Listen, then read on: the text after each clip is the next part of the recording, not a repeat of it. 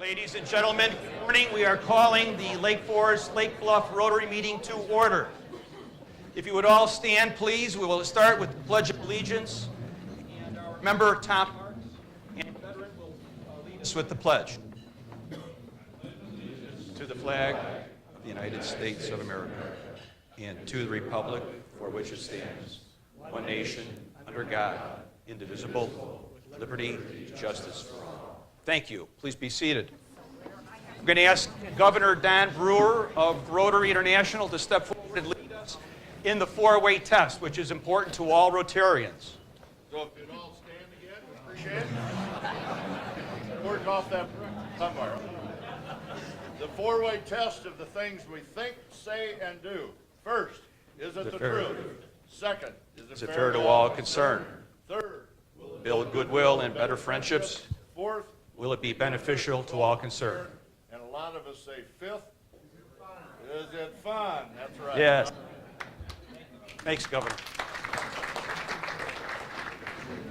And I'm going to ask Reverend Thomas Dickelman to please step forward. You can remain seated. Let us pray. Lord, we are grateful for the gift of life, for this food, for freedom, and the joy of civil discourse. Lord, bless our time together. Bless Dr. Evans and his team in their crucial work. And give us all eyes to see and minds to grasp and hearts to sense a world in need. Inspire us all toward lives of service beyond self. Amen. Amen. Thank you, Reverend. Got a special thanks to Tom. We're trying to get him back in the Rotary fold. He has been a member for many years. You've kind of run away from the flock. It's time to come back, Reverend. Very nice. Thank you. My name is Carl Marcy, and I'm president of Lake Forest, Lake Bluff Rotary. It's quite an honor to be the president of this club. It's quite unique, great people. Rotarians generally are just tremendous folks. And it's very pleasing to have such a wonderful crowd here this morning. And with a speaker of such renown, President Evans of the Chicago Federal Reserve Bank. The economic breakfast is of a long history with the Lake Forest, Lake Bluff Rotary. This is the 18th, almost annual economic breakfast. I was talking to Larry Kuhl, our chairman, about this the other evening, and I said, well, how often do we do this, Larry? I've only been a member for about 11 years at this point. He said, well, you know, sometimes it's every year, sometimes it's every year and a half, so I guess we call it the almost annual economic breakfast. I've got to mention, though, that almost all of the Rotarians in our club who've been around for some years have been in charge of the economic breakfast. Prior to were outstanding events. Tim Newman, who's here in the crowd of Merrill Lynch, was the chair, did an outstanding job. But this all started out with Michael Mebbs, and Michael is sitting off to my left. Michael is an economist himself. He's done work for the Federal Reserve Bank, and he is the guy that at the very beginning of this club started and spearheaded the economic breakfast, raising hundreds of thousands of dollars for charity. So thank you very much, Michael. Appreciate it.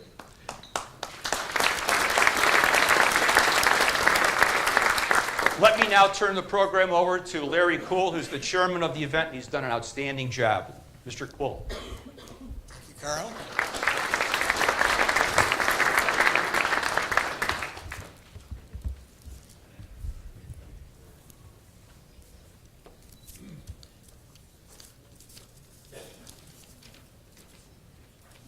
Thank you all for coming out today.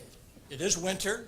It's not snowing. We're very happy about that. A little icy, but overall for January the 10th, not too bad for Chicago. So it's a great day and an important event for us here. We're especially honored to have President Evans join us this year to give us economic insights and that could affect all our lives in the future. We want to especially thank our 18 sponsors and other supporters who are here today that made this event possible. You all have a copy, I believe, of our program book, and this is a beautiful program book, and I hope you all take it home, please don't leave it on the table when you leave, because there is a very important message in here about what our Rotary Club has done, and messages from a lot of the people in this room who have supported this event. So please do take this beautiful book with the toast on the cover home with you. It's kind of cool. I think a cool cover. No pun intended. No pun intended. COOL, cool. But the program is titled today, An Economic Update from Charles Evans. So please study the book carefully. In the book, you also find a page in the book, and also there's a poster in the back there by the coffee called Our Giving Tradition, 1959 to 2018, where we highlight the many causes in our local community, region, and world that this Rotary Club has supported for 59 years. Over the past 9 years in particular, our signature cause has been purchasing almost 5,000 winter coats and delivering them to elementary and middle school children in North Chicago, Highwood, and a number of other surrounding communities. And they say over 5,000 winter coats. Tremendous thing that we've done. On each table today, you'll see a little white box. And I call your attention to that because to continue doing this wonderful work that we've been able to do for the last 59 years, if it so inspires you to help us a little more, the white box is there to help us out. Bear in mind that we are a public charity, and anything you do is has tax benefits. I want to give our President Evans a little bit a sense of the audience today by kind of describing who is here today. I think it might be helpful to him.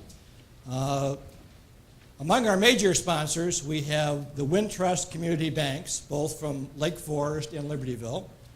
We have two major law firms, Schiller, DeCanto, and Fleck, and Lesser, Lutry, Persuasi, and Howe. We have Northwestern Medicine, Lake Forest Hospital, which is in about a month opening their brand new hospital almost literally right across the street from the Lake Forest Club here. So we have the Lake Forest Hospital represented today. Thank you very much. We have Guaranteed Rate, a major mortgage loan company in the United States that is represented here today. We have our civic leaders of Lake Forest and Lake Bluff. We have a table with the mayors, city managers of Lake Forest, the mayors, city managers of Lake Bluff.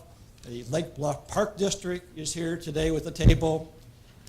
In addition to that, we have many other financial, industrial, retail leaders here today at this event. And finally, most of the 59 members of our Rotary Club are also here today, and most of them are leaders of the community as well. So, and finally, we have also our district governor, who you met earlier, representing 70 Rotary clubs in northeastern Illinois. Mr. Brewer is here today with his wife. The format for our event today is going to be split. The first 25 minutes, our moderator, Carl, is going to pose questions to President Evans. And then the final 20 minutes, we're going to open it up to the audience to pose questions to Chairman Evans. So on with the show. Thank you, sir.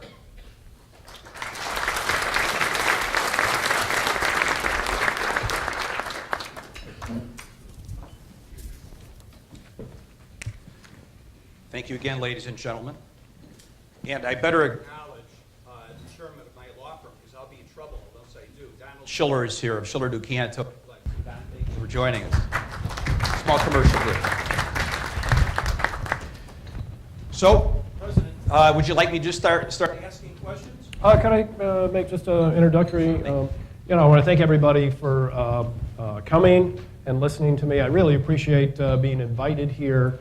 And, I really enjoyed hearing about the charitable activities that the Rotary Club is involved in.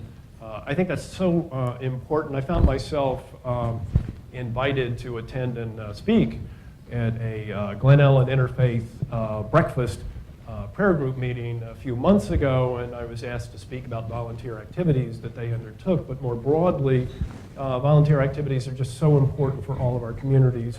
For those many of us who, are better advantaged, and we have an ability to help out that's really very important. At the Federal Reserve, we have a number of volunteer activities for our employees. We find that to be a very good engagement tool to get everybody to know everybody better, form a better collaborative spirit so that we do a better job as bankers in everything that we do. And I know that you must feel the same way with all of these activities. So it's great to hear about it. I'm very happy to help support that as well. Lastly, let me just thank the Lake Forest, Lake Bluff Rotary Club. I have spoken here a few times before. Could I see with a show of hands if you've seen me speak here before? Okay, so I have to change any jokes that I've used in the past. Appreciate that. It's a really nice venue. When I get the invitation and I meet with my staff, sometimes they say, well, we've spoken to that group before, but it's very enjoyable. And I personally appreciate, many years ago, Chairman Ben Bernanke, it was back in late 2011, early 2012, and we were about to roll out our new long-run strategy for monetary policy, where we were going to announce that our inflation objective was explicitly 2%, and that we supported maximum employment and price stability. And Ben asked me and my colleague in Philadelphia, Charlie Plosser, who sometimes is viewed as a little bit more on the hawkish side than myself, and he thought it would be good if each of us in early January on very short notice could come out and in those comments make a comment about how useful that type of strategy would be. And we found it possible to schedule on short notice an event here. Really appreciate that. That helped everybody, and I'm glad to be back. So thank you very much. Thank you. Are you ready? I am. President Evans, what's your outlook for economic growth and inflation in 2018? So it's January, everybody's looking forward to a nice productive year, so it's a very natural question to wonder how we think the economy is going to proceed. And the economy has been stronger and stronger the last few years. I believe that the fundamentals for the national economy are strong and continuing to strengthen. So we're looking for continued good growth this year and next. Roughly, round numbers are always a good thing. I'd say we're looking forward to 2.5% growth this year and next year. I think it's going to be just a touch stronger this year and just a touch weaker than that next year, but 2.5% is really a good growth rate. It's not like, if you're older like myself, you might remember 3.5% and 4% growth rates more commonly in the 80s and all of that. We're at a point where trend growth is actually lower than that. So 2.5% is above trend growth. With that, we expect the labor market to be vibrant, with the unemployment rate at 4.1%. So we're looking for good growth. We're looking for investment to pick up. There's been as everybody knows, there's been a tax reform, tax cut bill passed by Washington, and the reduction in corporate tax rates and some other things with income tax rates being lowered, at least for a number of years. We're expecting that to boost investment this year. It's going to pull some investment that might have taken place in a couple of future years into the current period, so that will strengthen things. On balance, we think maybe 0.5 point, the total effect, and some of that is better consumer spending. So looking for a stronger investment business situation, and consumers continue to be strong. On the inflation side, I think inflation is really the challenge that we face as monetary policy makers. It's our, we are the sole government institution that's charged with responsibility for price stability, and we've said that we are focused on achieving 2% inflation, and we've been underrunning that for a number of years. When you say you're supposed to hit 2% and then you don't, then markets are going to respond in ways that aren't necessarily helpful for credit intermediation and for people going out and buying houses. And so we think it's important to get inflation up to 2%. It's been running under that. It's about 1.5% now. We look for it to slowly increase, but that's one of the issues I'm really focused on for the next year. Do you think that we're at full employment at this point? So that's another great question. So the unemployment rate's at 4.1%. And that is a nice, low level of unemployment. There are differences of experience within the workforce. People who have college educations have even lower unemployment rates. People without college educations have higher and all of that. But the lower the national unemployment rate, the better the opportunities for the entire workforce. Everybody's sort of average unemployment rates now are lower than they have been. Payroll employment has been growing strongly, and so that continues to be a source of strength. If you're an economist, if you pay attention to monetary policy, you probably know that as the unemployment rate continues to go down, central bankers get nervous that, wow, it must be that inflation's going to pick up, so maybe we need to be focused more on tightening monetary policy. So with an unemployment rate of 4.1%, we think that policy continues to be accommodative, and that ought to help get inflation up. Full employment, most of the Federal Open Market Committee, the median of the committee sees the natural rate of unemployment as just a little bit higher than 4.5%. So at 4.1%, we're lower than that. So you might say we've blown past full employment and employers are really having trouble finding workers. You hear that a lot from businesses. It's tough to find workers, tough to find highly qualified workers, tough to find workers with the skills that we increasingly need more of those technical skills, IT skills and things like that in firms. And so that tends to be a challenge.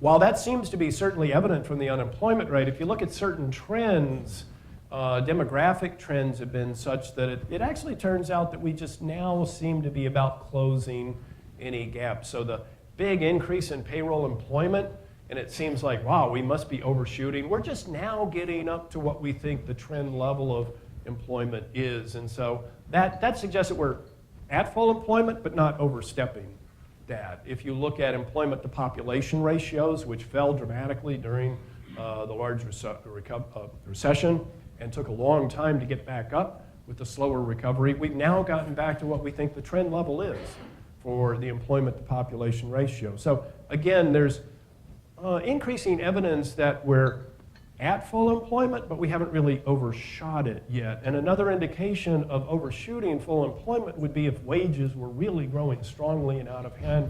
Businesses had to compete by bidding up wages for the same workers who just sort of move from one firm to the other without expanding the overall level of the workforce. That would be a measure of overshooting full employment. And as best most people can judge is growth rate, wage rate increases of 2.75% don't seem to be outsized in that sense. 3 to 3.5% would be judged as more normal, especially at our 2% inflation objective. And so there's good evidence that there's vibrancy in the labor market. It's a very strong economy. The consumers have benefited strongly and increased their consumption demand, but I do not yet think that we have gotten to a point where we've overshot and it becomes troubling. Okay, thank you.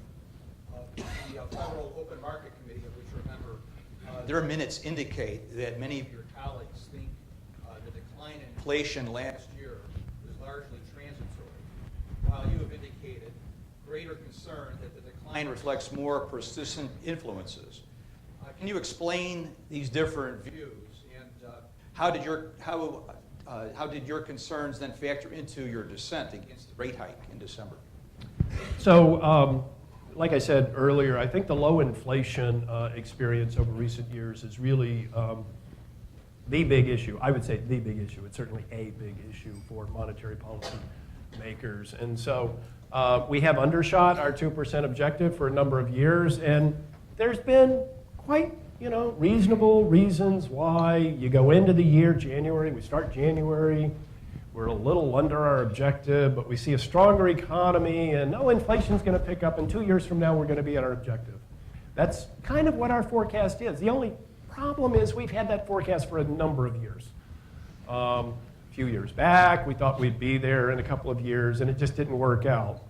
Why didn't it work out? Well, one thing or another. The dollar was strong. That led to lower import prices, putting downward pressure on inflation, and so that held it back.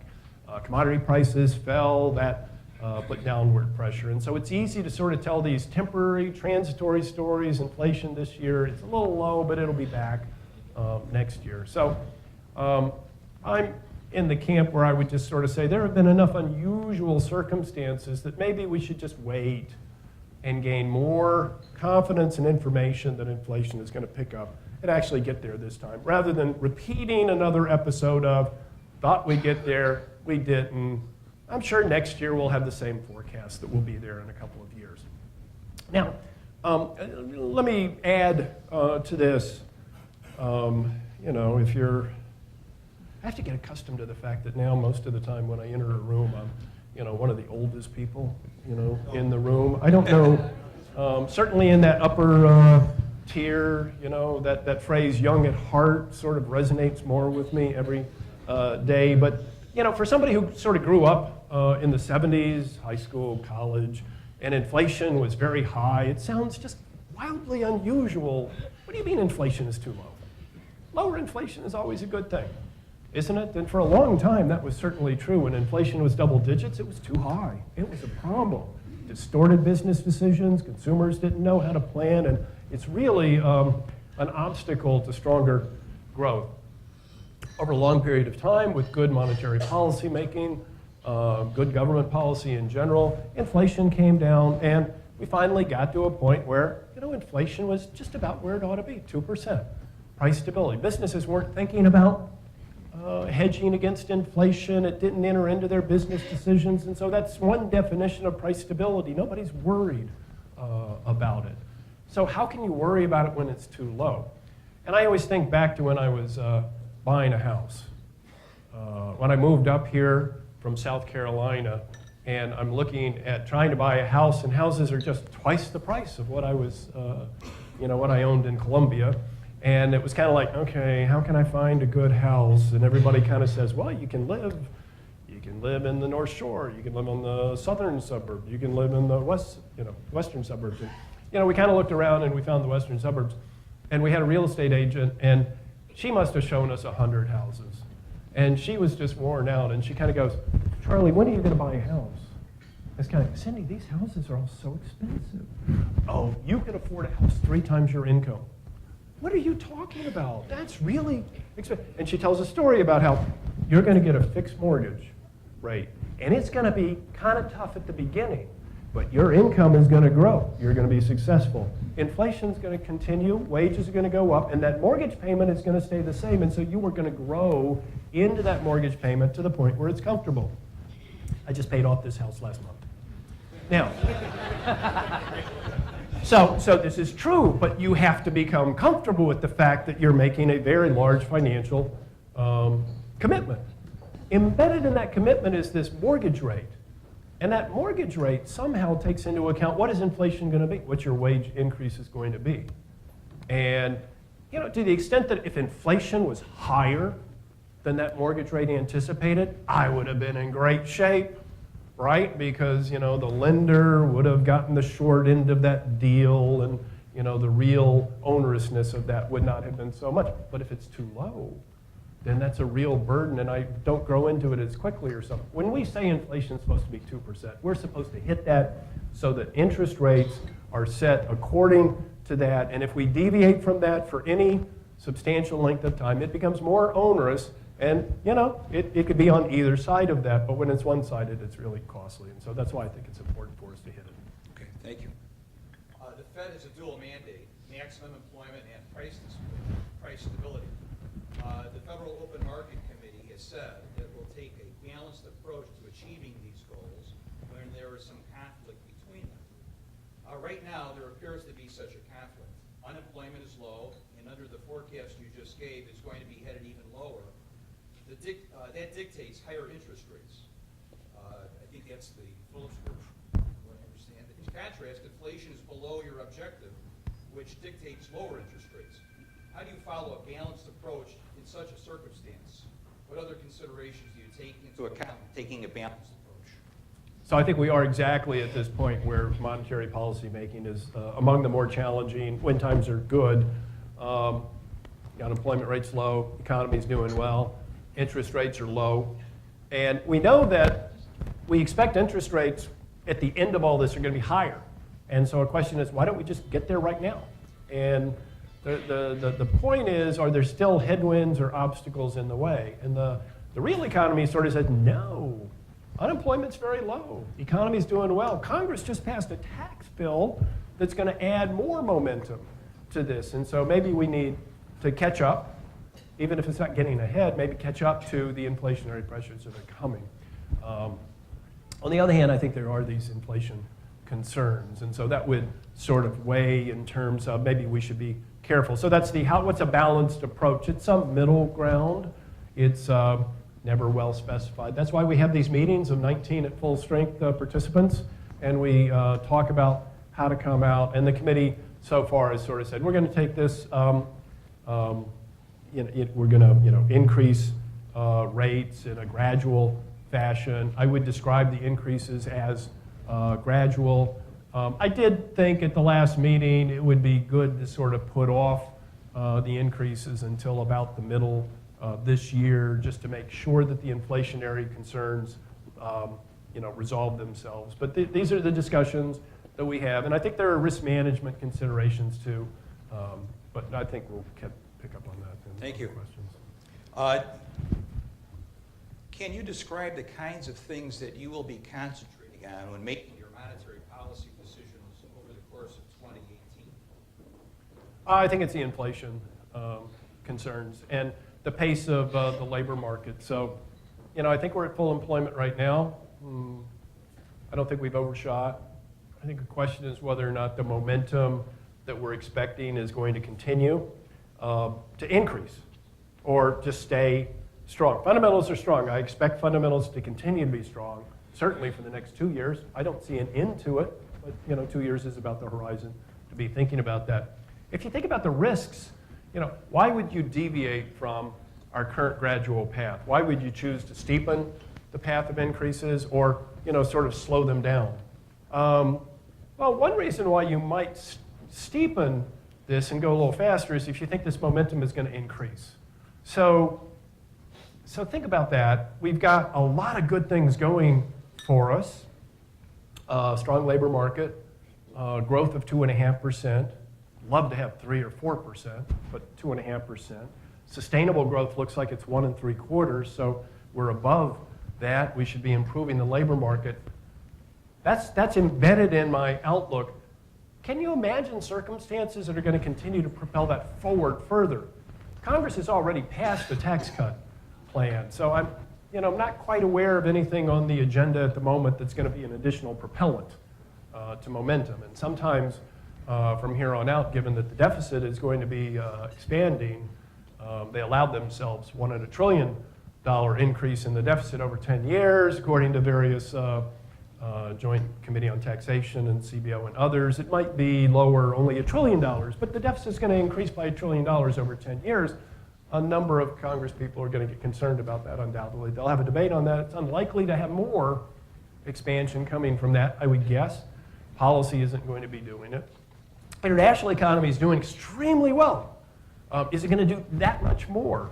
When I put all that together, I kind of go, the risks of growth really accelerating beyond my forecast, sure, can always happen, but I don't put a lot of weight on that. On the other side, geopolitical uncertainty, a whole bunch of things. Could it be a little bit weaker? I don't know. I mean, Brexit, how the European Union handles that, whole number of issues. And so, I'm pretty confident about the outlook, but seeing it a lot stronger than that seems unlikely. I think gradual increase, kind of makes sense, except that I feel a lot more confident if I saw those transitory reductions in the inflation rate go away and we pick up to 2% inflation. What happens, though, if the projections are wrong and inflation greatly increases? What then? Right. So, so I'm one of the proponents of let's wait. We've got some accommodation in place. It might not be as powerful as a lot of people think. What could go wrong with that? Inflation could pick up. What if inflation picks up? Good news is we know how to deal with that. We know how to increase interest rates. We know we meet 8 times a year. We know how to increase interest rates a little more often. In the old days, we used to increase rates by 50 basis points. I mean, it can be done. Increasing rates is possible. Lowering rates is difficult. Oh, I mean, as long as they're positive, you can lower them to 0, but when you get to 0, you can't go lower than that. And that is an issue that we faced for a number of years. When policy gets to the point where we can't lower rates, now what do? Well, we can buy assets. We can. We bought a lot of them. Our balance sheet went up to $4.5 trillion. That got a lot of attention, not all of it positive. I don't think that further expanding the balance sheet is, number one on everybody's wish list for the future, but that is an instrument of monetary policy. We'd be much better off if we could do everything we need to do by increasing and lowering interest rates. We know how to increase interest rates, so if inflation gets a little higher than our objective and is inconsistent with our 2% symmetric inflation objective, then we know how to handle that. If inflation goes to 1% and stays there for a long period of time, and if we end up in a downturn with the federal funds rate where it is now, or even at a 2 3/4% neutral rate, that does not leave a lot of ammunition to lower rates, which then could be handled if the fiscal policy side was able to swing into action and provide more expansion in order to pick up the slack, or if the rest of the world was very strong and they picked up the slack. Challenge is both of those outcomes seem unlikely. There's been a lot of discussion that even once the economy fully normalizes, interest rates will likely be lower than they have been traditionally in the past. Can you explain this to us? Yeah, so I'd mentioned before a couple of times this morning that trend growth rates we think are likely 1 3/4%. Let me talk just a couple of minutes about that. Back in the 80s, from 82 until 2007, when the economy was expanding during those periods of time, the average growth rate for the economy was 3.25%. 3.25% is a growth rate that's pretty good, I think, as all business people understand. When your business is growing, that's a pretty good time. If you've got challenges are easier to deal with when growth is higher than when it's not. So 3.25% solves a lot of problems, makes a lot of difficulties a lot easier. However, now it looks as if growth is much more likely to be sustainable at lower rates. 1 3/4% is most people's median estimate of that. Why is that the case? Well, it comes down to accounting identity. I mean, growth is basically workers and what workers are able to produce with what you give them to do. That gives you output, right? So how is the labor force doing, and how is that productivity of the workforce doing with the capital that businesses give them? That's embedded in that productivity. Well, the workforce, basically the demographics are such that baby boomers are retiring. Labor force participation rate has been declining over a long period of time. This is not a business cycle phenomena. This is not a downturn phenomena. This is a 15, 20-year phenomena going back to the early 2000s. And so, men, as they get older, have a weaker attachment to the labor force, and you've got retirements. Female labor force participation, which provided for every year more people coming into the workforce, because as women, over a long period of time, from the 70s until the current period, transitioned more to working in the workplace, that added more labor input each and every year. That added to growth. Younger people, for reasons that are more difficult to understand, 18 to 24, don't work as much as they used to. Maybe they're studying more when they're going to college and not working in the dining hall like I did. I don't know. Maybe they're doing more video games. Don't know. Maybe it's unmeasured productive output. But you put all that together, and labor force contribution to growth is going to be substantially lower than it had been before. Productivity growth. Productivity growth is expected not to be as strong going forward as it was during a very vibrant period between 1995 and 2005. That was sort of a golden period for digitization hitting the manufacturing production floor, computers, really taking off in the office workplace. That was the first 5 years. Second 5 years was businesses improving business processes, cleaning up inefficiencies that they didn't need to deal with. But that productivity strength, it looks like we're stepping back down to the earlier lower productivity period. Put that all together, you get 1 3/4%. And so now, after a message like that, that's growth. Turns out that long-term interest rates are correlated with that. And so we expect interest rates to be lower. There is a strong demand for safe assets. The world economy is wealthier because of growth in other countries, impoverished countries whose standard of living increases only so much, but it's enormous for them, adds to assets, adds to wealth, seeking to purchase safe assets. And so safe assets are higher valued. That indicates lower yields, and so that's also an issue. So all of the interest rate issues that we are looking at, you have to take into account the fact that embedded that is inflation-adjusted real interest rates are lower than they used to be, and that means that we're not going to have as much ammunition for monetary policy to adjust things to, and also a flatter yield curve. There have been reports that the Federal Open Market Committee participants have been thinking about alternative monetary policy frameworks, such as price level targeting, nominal GDP targeting, raising the inflation target, such as that. Can you briefly explain to the non-economists in the audience what these are? I think my staff was instrumental in putting this question together, and the truly artful part of this is, could you explain this to a non-economist group? Because I thought about that. I mean, I went to graduate school, studied monetary economics for 5 years. I can revel in details that not many other people are interested in. Up on the 11th floor in the research department, where there are people like myself, I can get an audience to talk about that. But the general public, I mean, this is sort of like somebody talking about chemistry. I never took a chemistry course in my life after 8th grade or whatnot. You start talking chemistry, I don't understand it either. There have been a number of great conferences recently. The Brookings Institute, Hutchins Institute, and Peterson Institute in Washington recently had a couple of conferences. Former Chairman Ben Bernanke was part of the program, former Treasury Secretary Larry Summers. A lot of great comments. I think Larry Summers really hit the right tone, hit the right note. He said what a lot of other people, and I've said this too, but he said it the right way. All of these frameworks, should we be doing monetary policy, inflation targeting, the way we've been doing it? Should we be doing something that looks at making up for past misses, which is price level targeting, some variant of that? Those are details. They're very important details for the experts. But basically, this question comes down to, during good times, what are interest rates going to be? During good times, what's the short-term interest rate, CD rates, the policy rate going to be? Society in general is going to be better off if those normal rates are something more like 5% than we currently expect them to be 2 3/4%. Because longer-term interest rates are lower, because of this demand for assets, because of a bunch of things, we think that normal interest rates when the economy is doing well are going to gravitate towards 2 3/4%.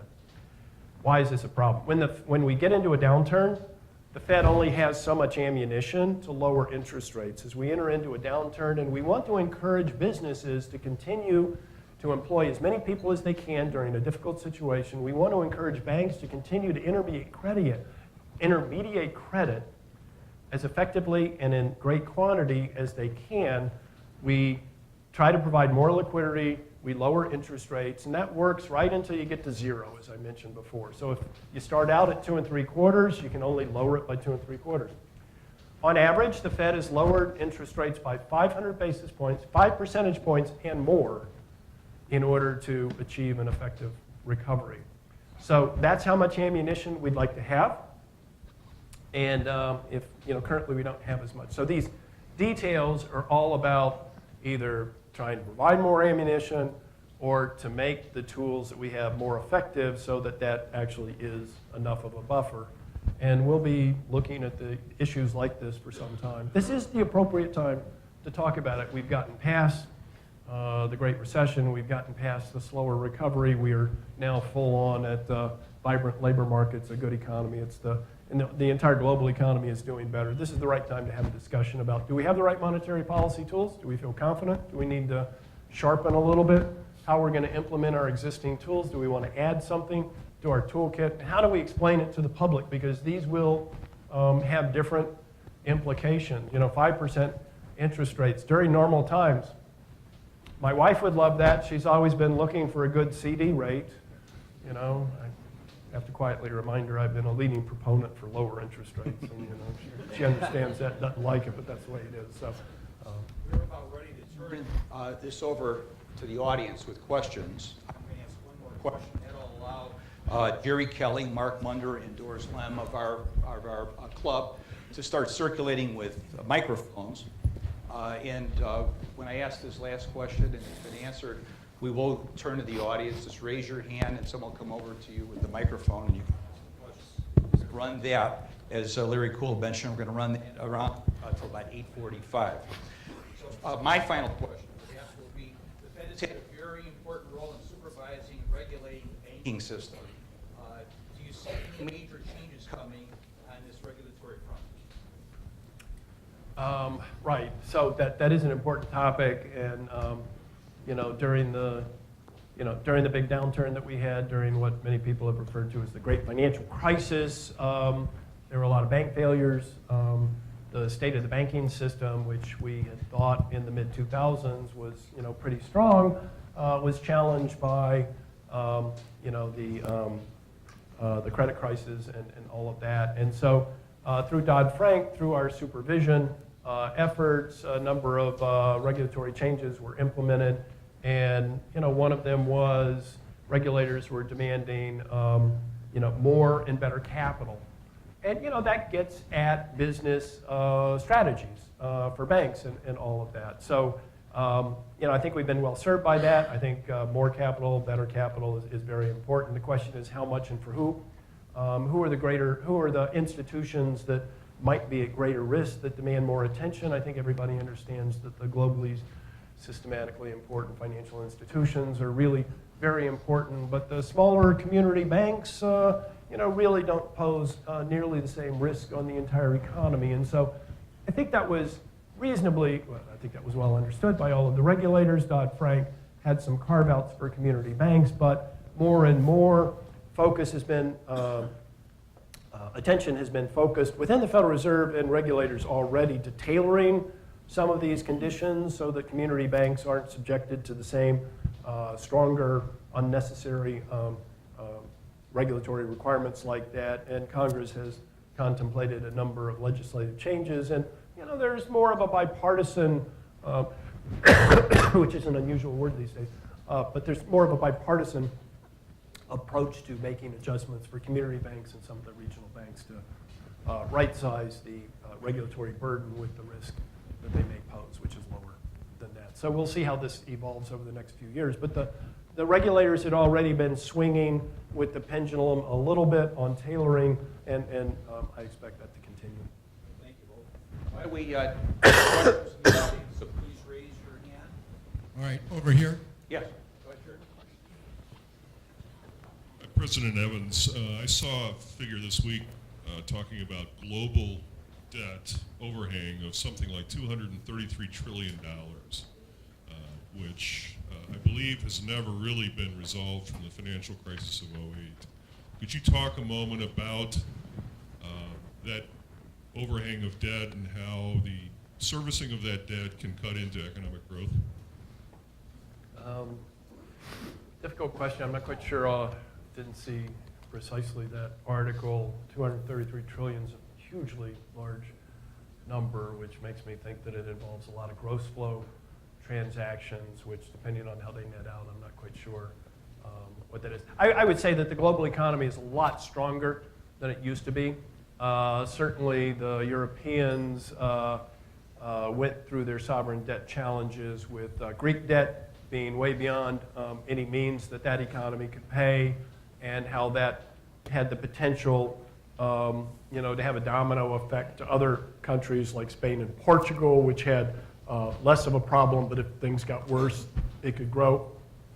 Italy, which has its own debt problem, and things like that. And Germany and some of the other Northern European countries, which are very strong, wouldn't be able to or willing to enter into a fiscal union in order to make all of that work. The United States has a fiscal union, and so individual state debt problems in principle are different in the United States.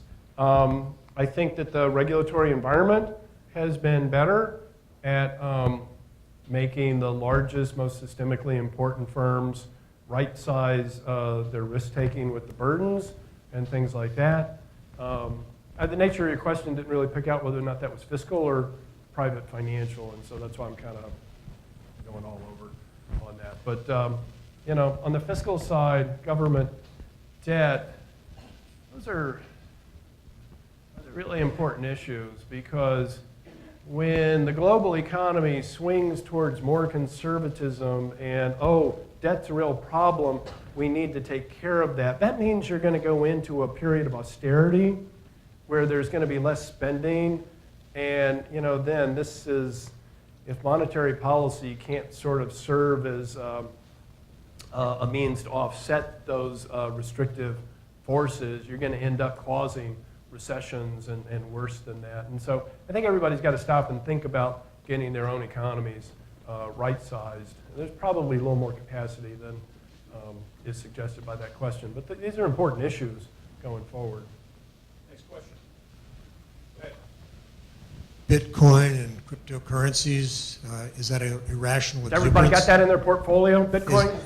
Is that irrational exuberance? Any moves to control or regulate or monitor? Yeah, Bitcoin. How'd you feel back in, yeah, okay. I think Bitcoin has just exploded, right, in value. I remember graduating college in 1980. I remember working in an office in 81 or 82 and talking to a guy who was old. He must have been 35. And he was all excited about, he was describing gold. You know how gold went up so much? And he was talking about, he had convinced his wife to mortgage the house, which you didn't do back at that time, and put all their money into gold. And all and it all depends on, did you get in at the right time? Did you get out at the right time? Is it going to continue to go up? Back during the 99 tech bubble, I remember hearing this great presentation by a Harvard professor who was on all of these boards of all of these tech firms or Pets.com, whoever it was, and he was describing one bubble situation after another about a IPO where the CEO on the floor of the stock exchange, when the price was 5 times the multiple of anything he could ever produce in a lifetime, and he was just aghast because he knew it was overvalued. And what do? How do you short it? I'm kind of going, that's very smart, and I'm thinking, I wonder how much money he lost because he was invested in all that. And then he said, so in December of 99, I sold all my stocks. That's brilliant. If you get out at the right time, it's great. Bitcoin is, so it's one of these things where as a payment mechanism, digital currency could definitely have a role to play.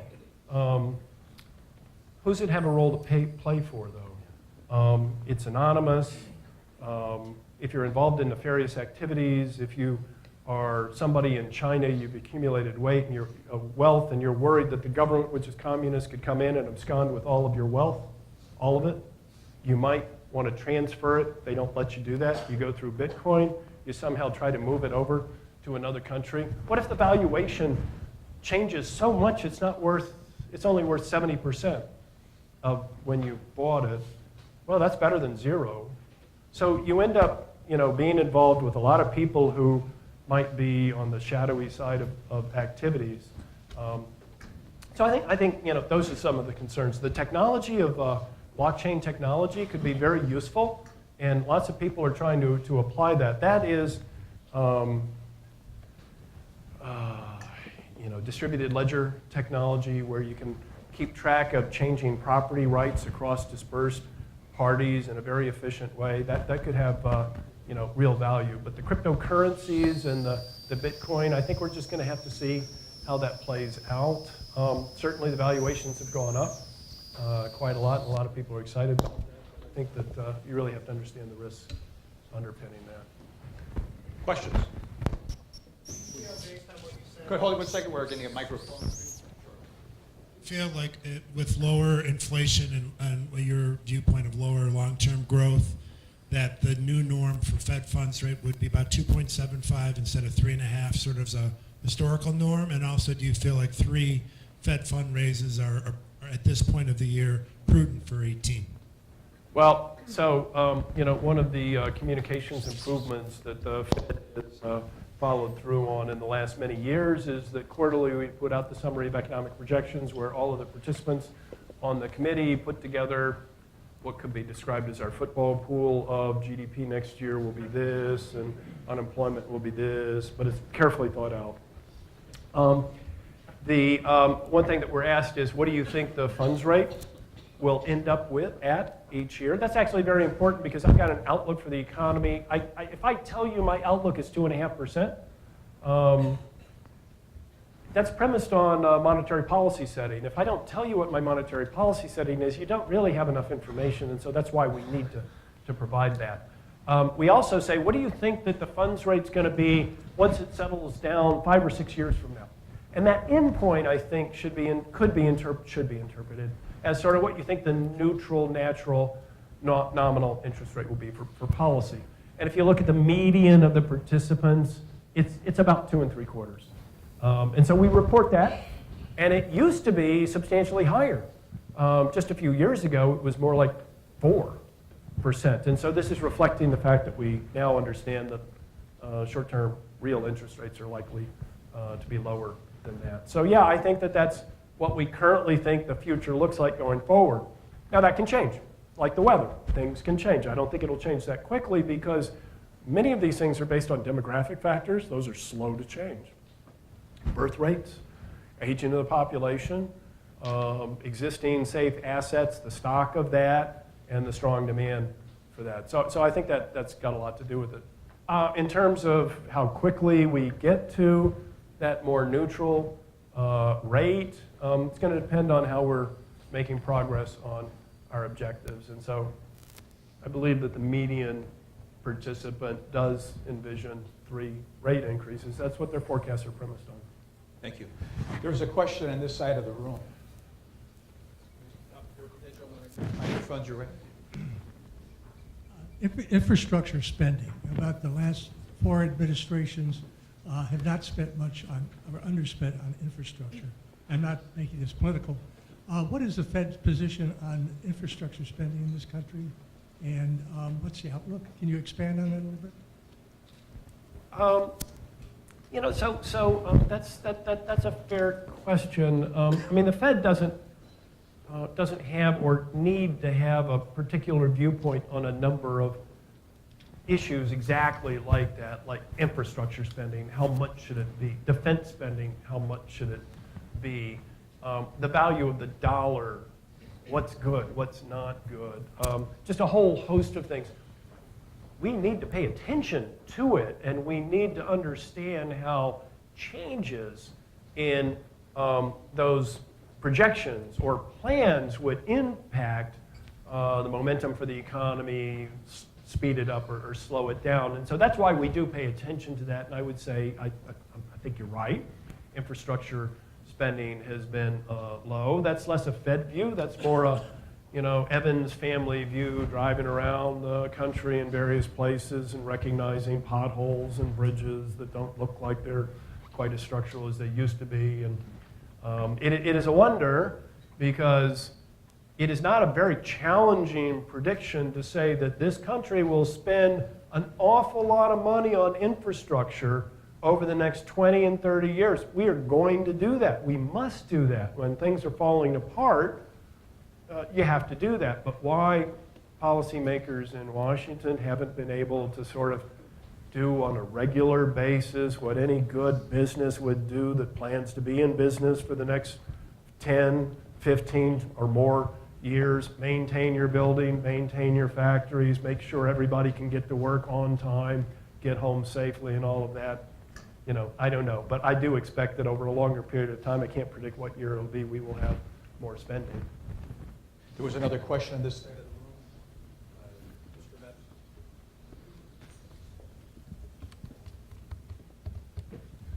President Evans, thank you for coming. My question deals with the dual mandate. That was done in 1947 by Congress. At that time, many economists said that the Federal Reserve and other monetary authorities, other countries, would concentrate on price. Most of your answers have basically said that they're correct. You're concentrating on price.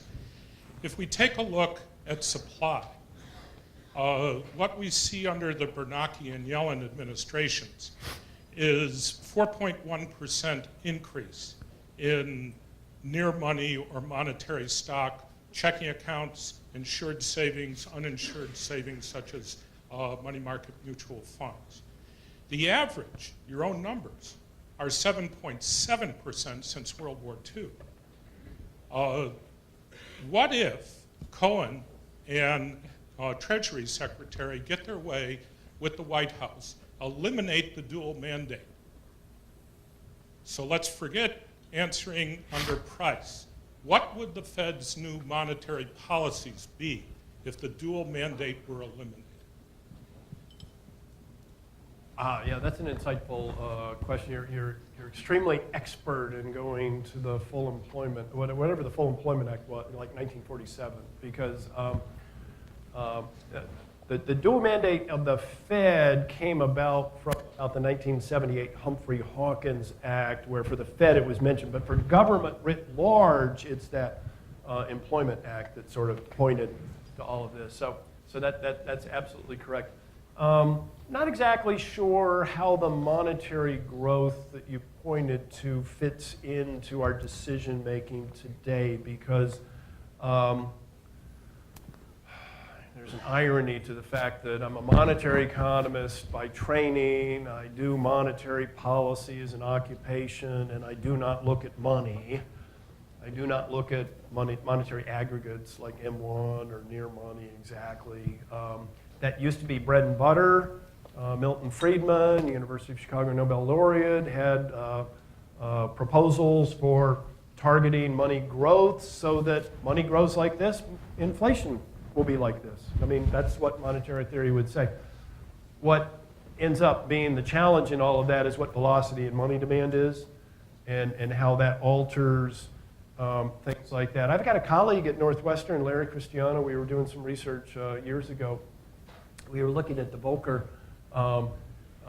monetary experiment, 79 to 82, looking at the data, and Larry has a habit of sort of saying things in a colorful way, and he said, you know, when Volcker, did that monetary contraction and triggered a recession, you know how he did it? He did it by increasing M1 more than it was before. If you looked at M1 growth rates, they were really quite high during that period. It just turns out the velocity was, it was changing in a way that didn't make that what was really important. What was important was that the funds rate went up to 18%. And it's those changes in interest rates that we really pay more attention to. So anyway, that was, I would say that our balance sheet's very large, so we've grown a particular part of the monetary side very strongly, and yet we've had trouble generating inflation at our objective. So I think that's really an important part. If Congress were to come around and tell me, focus on inflation more, and I'd kind of say, I'm doing that. And frankly, I hear a lot of nice back and forth discussion with, political, folks who are respectful on each side of the discussion. And one way or another, it's kind of like, yeah, but interest rates being at that higher rate would be good for the economy.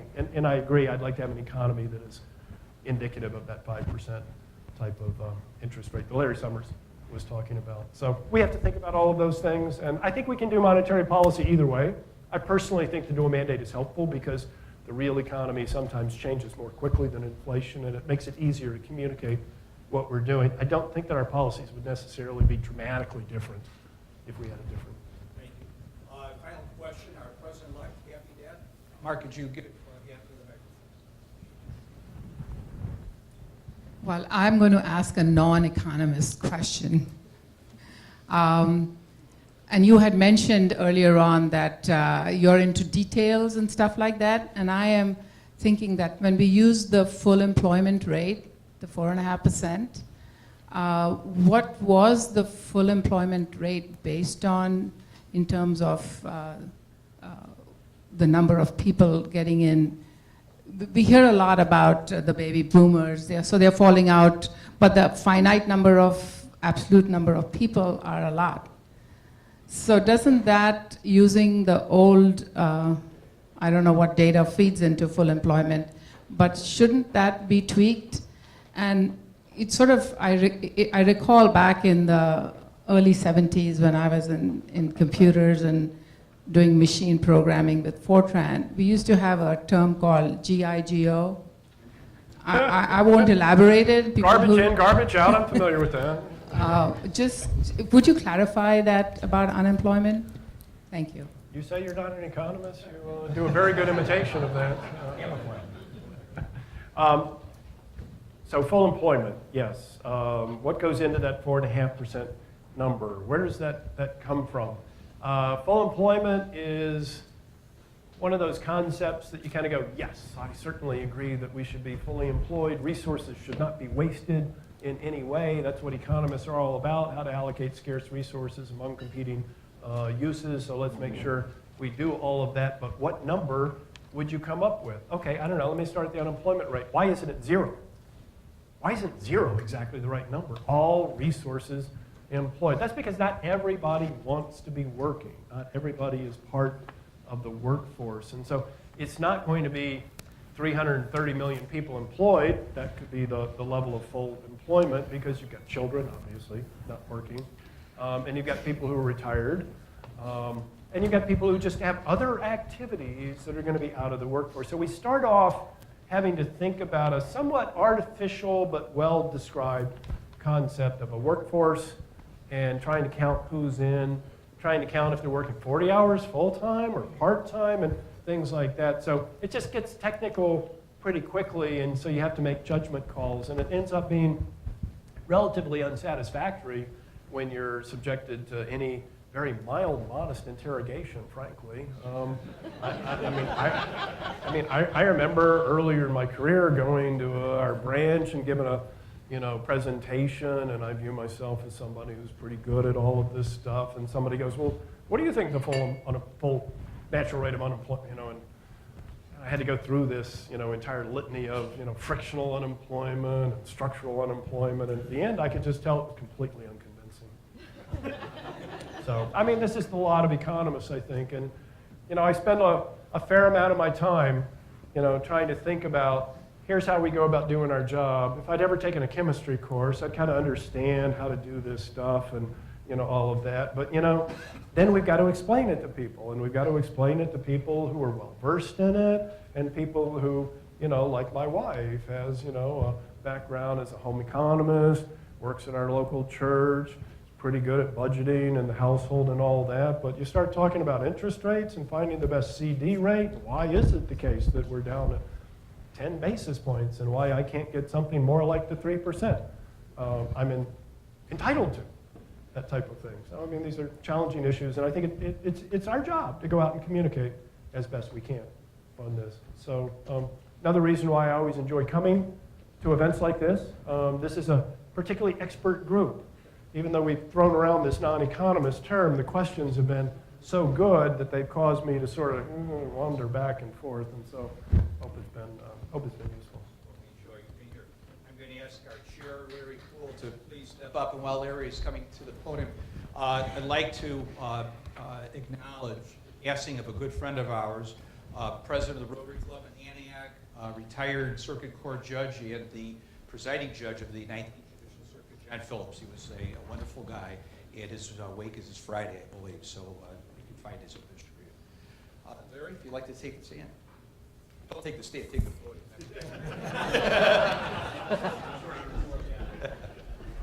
That was a great program. Thank you, President Evans.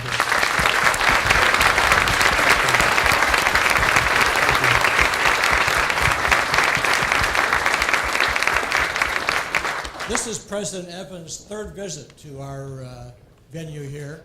And to honor him today, our Lake Forest, Lake Bluff Rotary Club Foundation, the trustees, have decided to present you what we call a Fred Jackson Fellow, which is the highest honor we present by our foundation. And I'd just like to read the inscription on this certificate I'm going to hand you in a minute. It says, Lake Forest, Lake Bluff Rotary Club Foundation hereby recognizes Charles Evans as a Fred Jackson Fellow in appreciation of significant assistance in support of our charitable endeavors to assist the community. President Evans, it is my honor to present you with a Fred Jackson Fellow. Thank you. Thank you. Thank you. I really appreciate it.